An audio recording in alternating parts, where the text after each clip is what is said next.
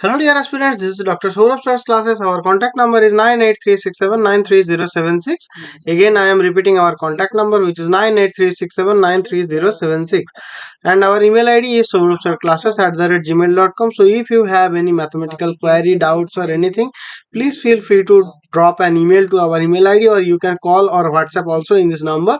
Then our team can arrange a doubt clearing session for you. After that, you can join our regular batches, one-on-one sessions and our online classes that will be beneficial for your preparation of upcoming examinations like ISI, CMI, TIFR, PUMDET, like of the entrance tests. Okay, so please feel free to contact if you need any help from us. Okay, so now we are going to solve a mathematical problem which is appeared in the PUMDET 2024, and the question is telling us that a linear transformation T rotates over each vector in R square clockwise through 90 degree. Then matrix is corresponding to T with respect to the standard ordered basis 1001 is there are four options here, which are 0 1 minus 1 0, 0 minus 1 minus 1 0, 0 1 1 0 and 0 minus 1 1 0. So we are given a linear transformation T that rotates each vector in R square clockwise by 90 degree.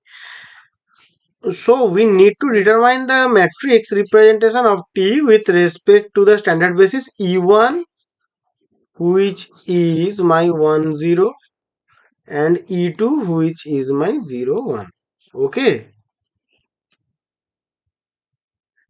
yeah.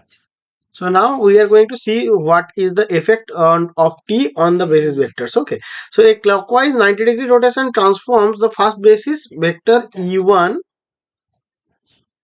to, that will be what? So that will be T of 1 comma 0, that will be equals to 0 of 0 comma minus 1. Okay, so the second basis vector is my 0 1. So then what will happen? So after applying our T, we will get 1 comma 0.